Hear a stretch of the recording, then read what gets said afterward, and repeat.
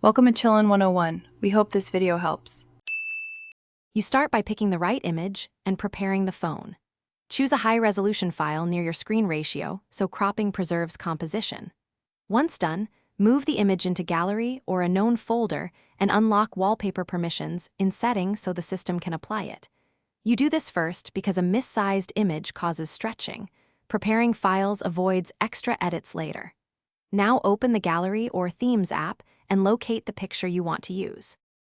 You now apply and crop the image carefully. Open the picture and tap Set as Wallpaper, then switch to crop mode. Drag corners so the main subject sits inside the safe area, avoiding the status bar and navigation cutouts. Make sure to toggle whether you want it on home, lock screen, or both, because each can use different crops. Once you preview and are happy, confirm. Doing this avoids unexpected cropping or hidden faces when widgets or icons appear.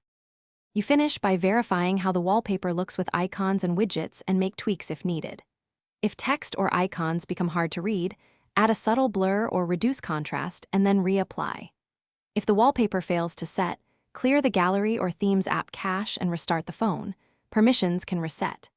If problems persist, convert the image to PNG or resize it exactly to your device resolution and try again. This resolves most compatibility quirks. Thanks for watching. Consider subscribing if we helped you.